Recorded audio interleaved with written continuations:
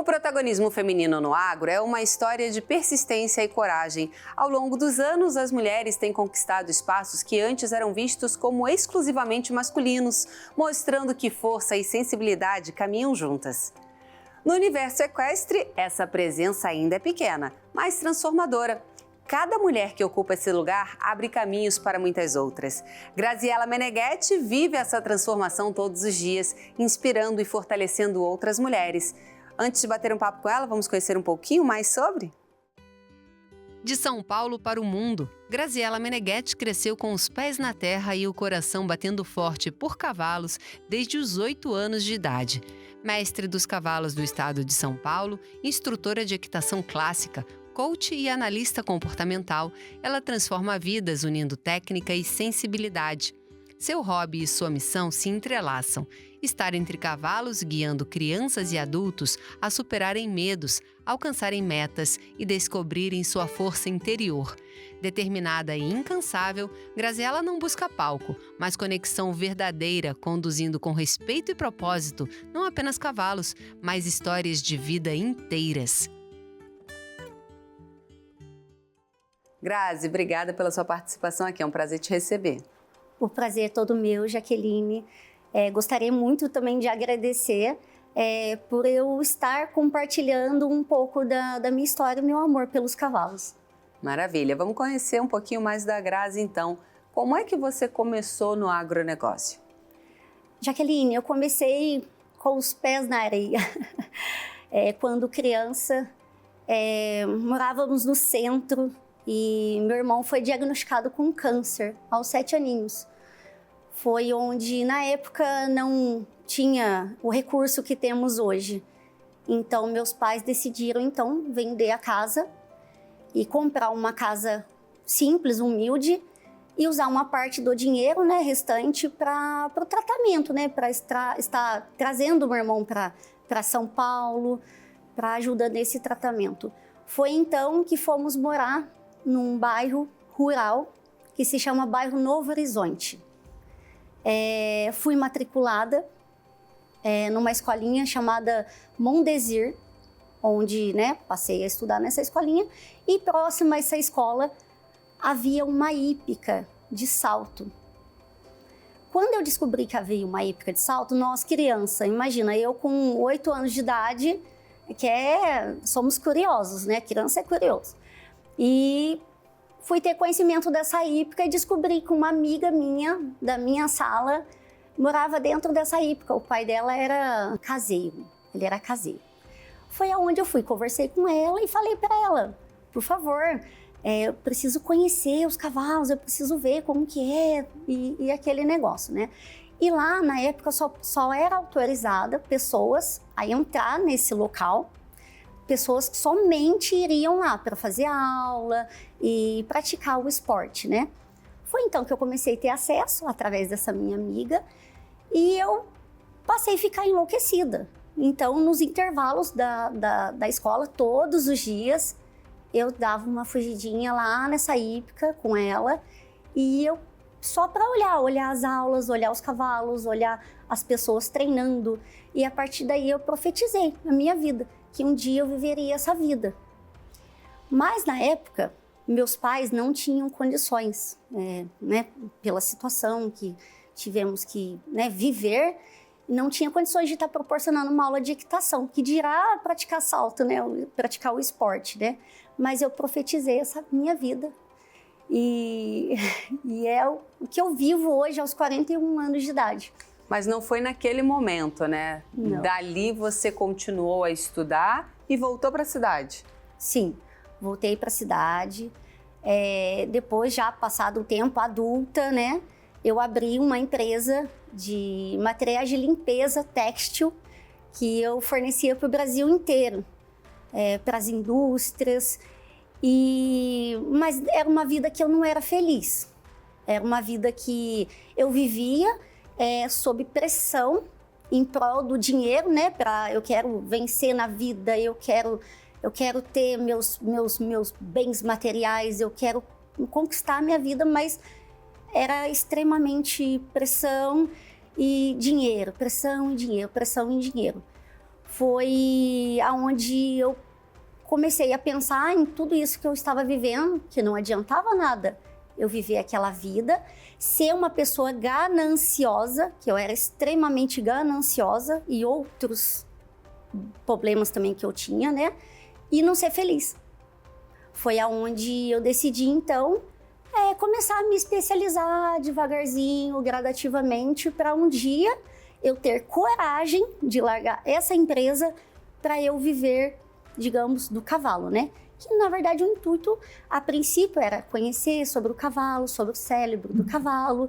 E quanto mais especializações eu fazia sobre o cavalo, sobre equitação, mais eu estava envolvida. Foi aonde eu decidi mesmo parar com tudo. Eu já tinha meu espaço já. E tudo foi acontecendo gradativo. Daí eu já estava me preparando gradativamente para futuramente, então, eu largar essa minha vida, né? E hoje você cuida não só dos cavalos, mas cuida também das pessoas, né? Essa equitação ela é utilizada como uma forma de tratamento de saúde, é isso? Também, mas assim, eu digo que eu transformo vidas através da equitação e de uma relação saudável com os cavalos. Então, assim, é muito além de um tratamento. Eu trabalho, assim, muito em prol do objetivo de cada um. Se você, Jaqueline, você tem um objetivo, eu quero fazer aula apenas para me conectar com o cavalo, para relaxar, para sair da correria do dia, para ficar um pouco mais tranquila, eu vou trabalhar esse seu objetivo. Tem o objetivo da técnica, né, que é a equitação clássica, né, que é montar de forma correta, é onde trabalhamos mente e corpo. Também trabalho as crianças, 1 aninho, bebezinho, baby class, equitação lúdica, que são as crianças maiores. E esse é meu trabalho, é conectar as pessoas com os cavalos. É o CT Querência. CT Querência. Como é que ele evoluiu para ter hoje todas essas opções que ele tem? Então, CT Querência é uma hípica onde não foi planejado. Eu me especializei, mas não tinha como objetivo na minha vida, de coração, ninguém sabe disso, não tinha como objetivo dar aula de equitação. O meu objetivo era conhecer o cérebro do cavalo, um dia viver do cavalo, mas não dar aula de equitação. E o meu início com o meu trabalho, né, aulas de equitação como instrutora, foi um policial do regimento da cavalaria daqui de São Paulo. Foi meu primeiro aluno. Ele foi um desafio para a minha vida e uma transformação para a vida dele. E a partir dessa primeira aula que eu dei, né, que no caso eu fiz como uma ajuda para ele. Ele já falou para outras pessoas, outros policiais. Foi aonde, quando eu vi, todo mundo queria fazer aula comigo. E começou tudo isso, que já se faz, já vai para 9 anos. E vamos falar um pouquinho sobre o cavalo, né? O que a gente pode aprender com esse animal, né? Quais são as conexões que a gente consegue fazer através desse contato? Jaqueline, a neurociência ela já explica, né? A transformação que o cavalo traz para a nossa vida. Desde percepção, relaxamento, tranquilidade, paz. Ele também traz motivação. Ele só traz benefícios para a nossa vida. Mas por quê? Como é que a neurociência explica isso? A neurociência explica que quando você se aproxima de um cavalo, primeiramente você se aproxima dele, você não pode agir como um predador para você ter uma conexão com um cavalo, qualquer cavalo. Você tem que ser uma pessoa mais tranquila. E de forma que você aborda o cavalo, o seu cérebro ele já vai acalmando, ele já vai relaxando e nós vamos nos entregando para aquela interação, seja o primeiro contato com o cavalo, você coloca a mãozinha para ele cheirar, depois vem o carinho, é onde começa a gerar os estímulos. no nosso cérebro. É onde tudo se torna mais gostoso, mais relaxante. É o que todo mundo fala, nossa, é tão maravilhoso fazer um carinho no cavalo. É porque isso daqui, ó, tá sendo estimulado. Sim, e a gente tem também até a parte de saúde, né? Tem vários tratamentos de saúde que são feitos com a ajuda desse animal. Sim, justamente para relaxar, para acalmar, devido a essa abordagem que temos que ter com os cavalos, né? Precisamos ter essa abordagem tranquila, precisamos ser tranquilos para nos conectar. Como é que funciona o seu trabalho social? Eu trabalho crianças com tratamento de oncologia, e também é o mesmo segmento de um trabalho assim que eu faço com crianças que têm crise de ansiedade, crianças que também têm autismo. É o mesmo segmento. É gerar estímulos de relaxamento, de alegria, para também deixar todos, né, felizes. Legal, você tem o título de mestre dos cavalos, né? Como é que foi receber essa honraria? Jaqueline, assim, eu digo assim, eu não esperava isso para minha vida, não digo que eu não pensava em ser capaz, né? Mas eu não esperava isso para minha vida. Primeiramente, comecei com um convite. Uma moça entrou em contato comigo e me pediu uma ajuda. E eu já conhecia, já de vista, e falei, não, eu vou te ajudar sim, vou agendar e vou te ajudar. E ela foi no dia que eu agendei, enfim, realmente ela não sabia nada de cavalo mesmo, nem de aproximação, nem nada. E eu a conduzi, eu ensinei ela, tudo certinho. E ela não sabia realmente nem montar no cavalo, eu que montei ela no cavalo. E tudo foi acontecendo até que ela começou a andar sozinha, mais confiante. E ela foi e falou para mim assim, Grazi, realmente eu não sei andar de cavalo mesmo. Para mim está sendo um desafio, mas eu vim também saber se realmente você é aquela pessoa que diz ser na internet e também vim para te fazer um convite. Aí ela falou, realmente você é isso mesmo. E vim para te fazer um convite, para fazer parte dos heróis, né, da Revolução de 32. Eu olhei para ela e falei, aceito, mas você me explica exatamente como que é? Ela falou, eu explico, mas outra coisa, eu preciso saber se você aceita representar o regimento da cavalaria na 7 de setembro, no desfile da 7 de setembro. Eu falei, aceito, tudo bem.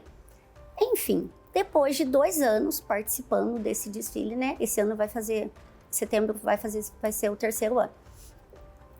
Eu fui convidada para uma solenidade em comemoração à medalha de 300 anos de Minas Gerais.